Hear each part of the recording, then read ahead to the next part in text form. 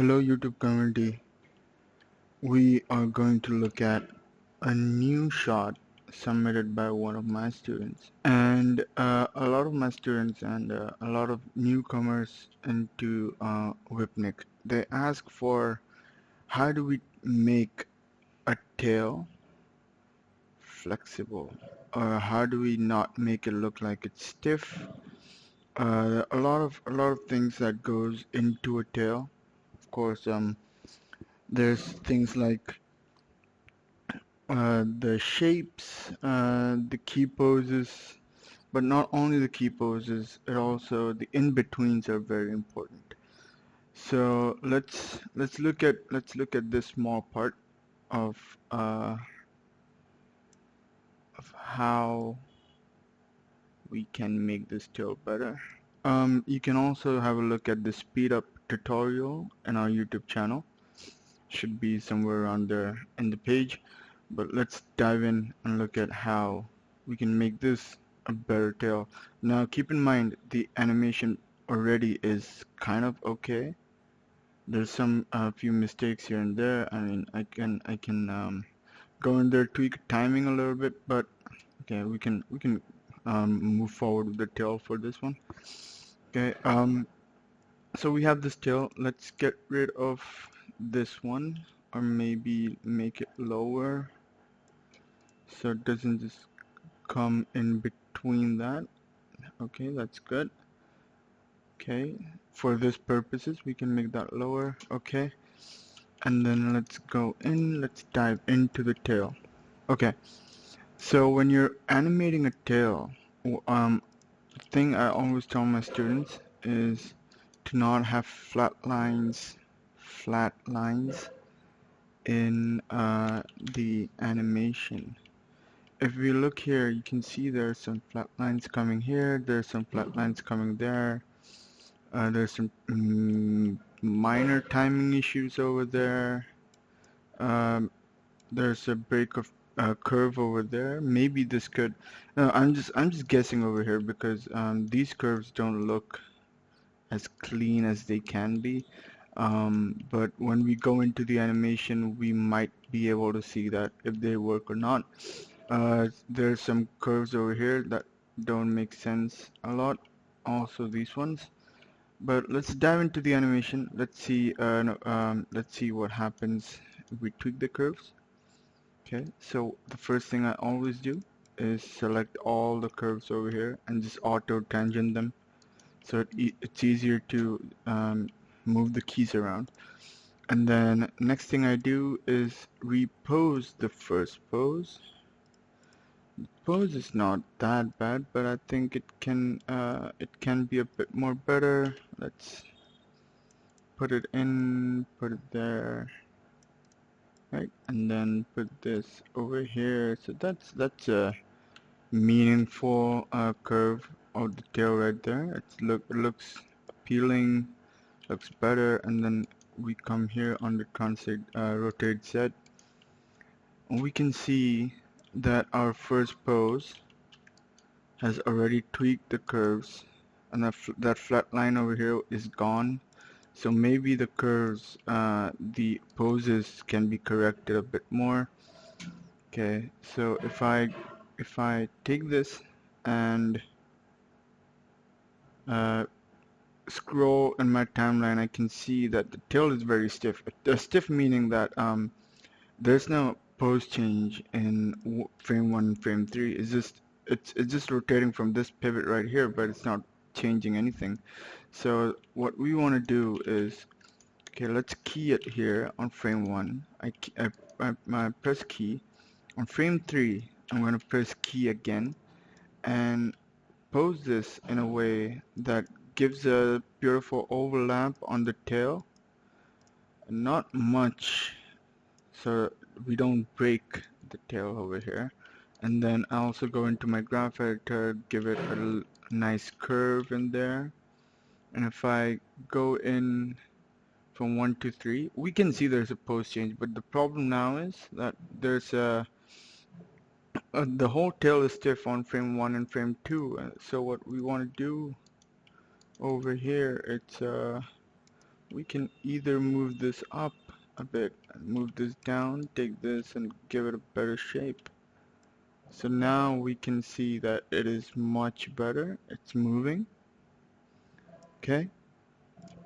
Now the only problem is this is not moving at all. This control over here, which is named um, I can't see the name, tail 2.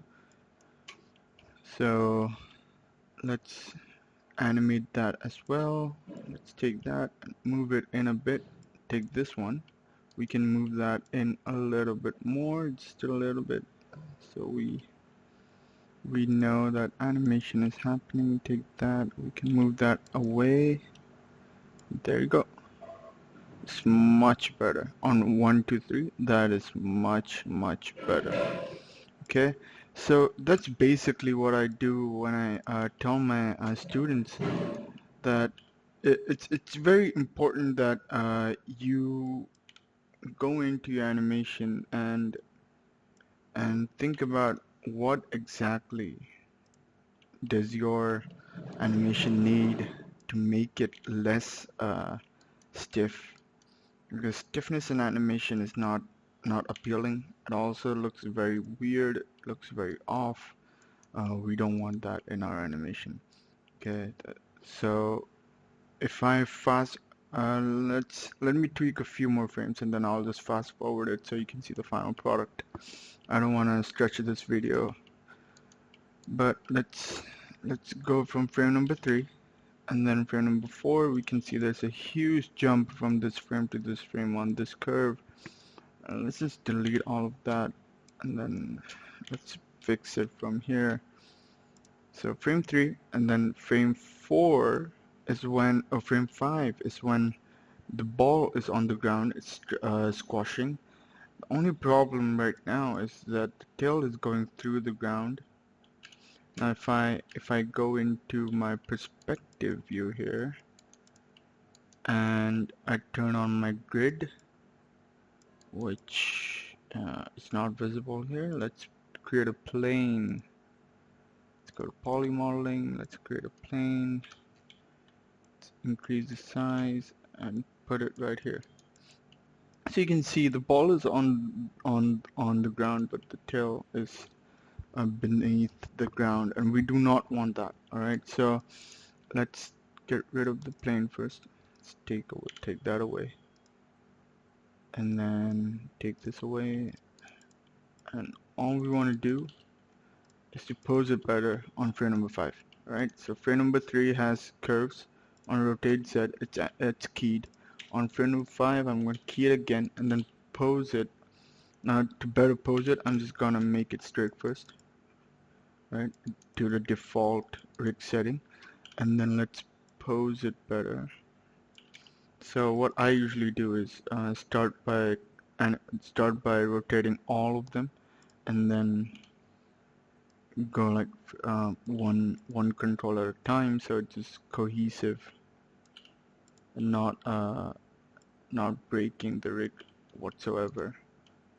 And so what I can do here is maybe take this first controller independently, move it up a bit, and then take these controllers and move them down, so there's like this smooth S curve that's going through the tail, right? And then maybe this over here. Okay, this better. Let's see if it's penetrating the ground. Okay, on the side view, let's go to front view.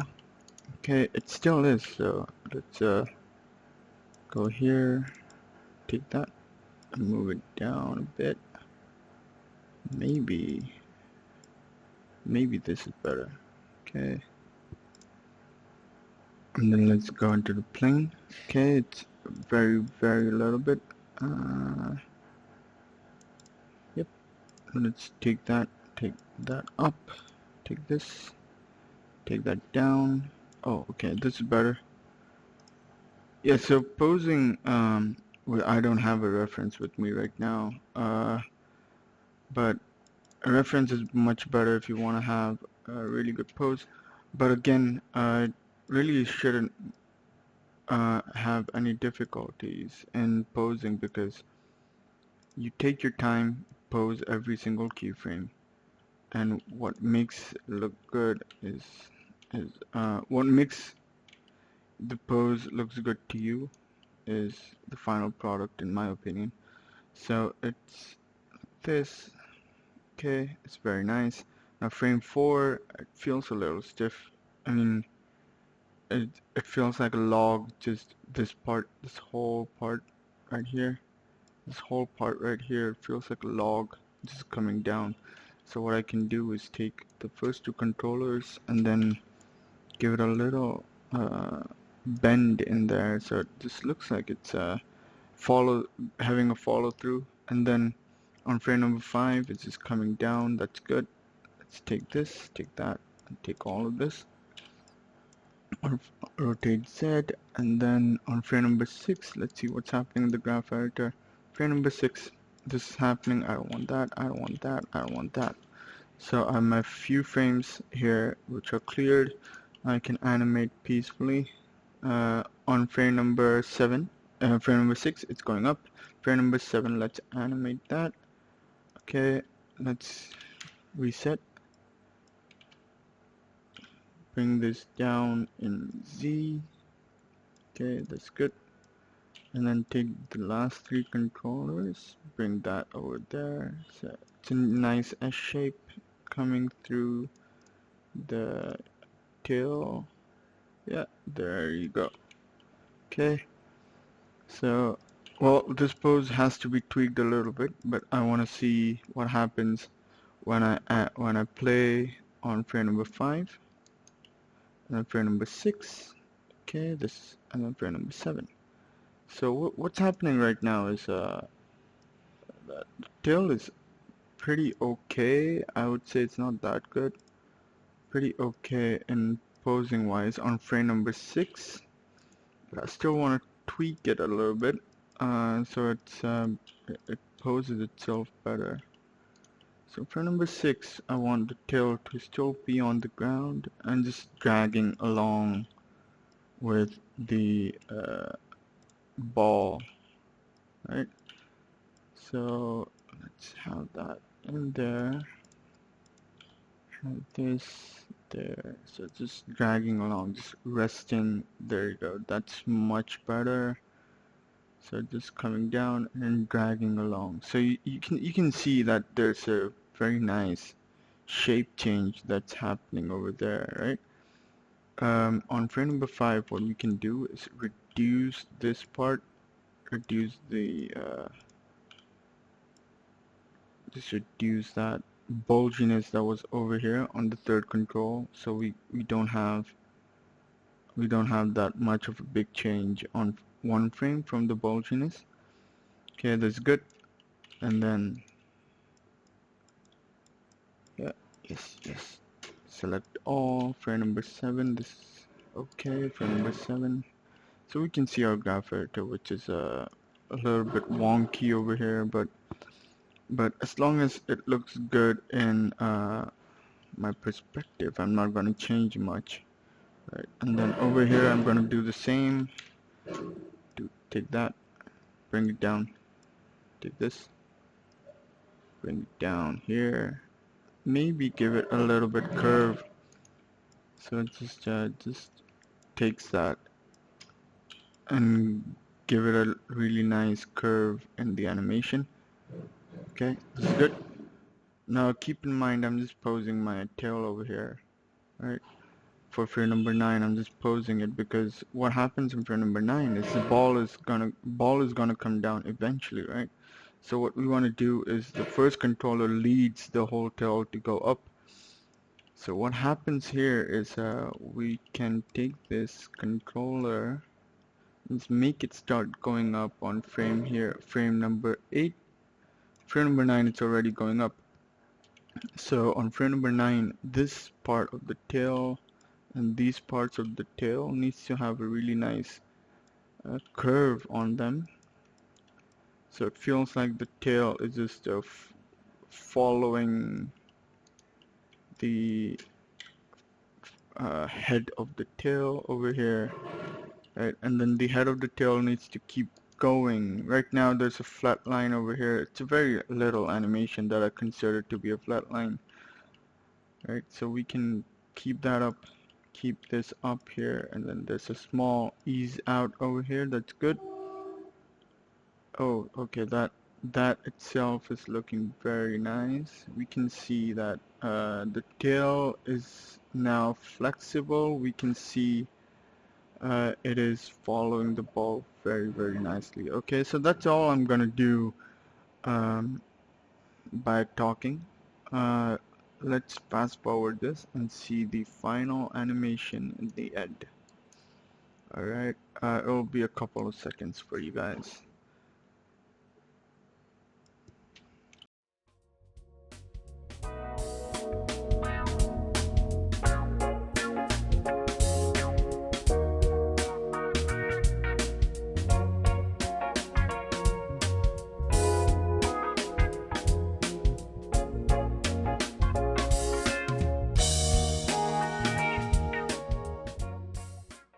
Welcome back, guys. Okay, so after a few minutes working, you can see how smooth this tail has become. Again, don't let your tail be stiff. Have it really smooth. Always remember, do not have flat lines in your tails and in your graph editor. Alright, hope you learned something new. Um, I shall see you in the next video on day 3 of animation tips. Please follow, share, and subscribe, and comment down below if you liked the video or not.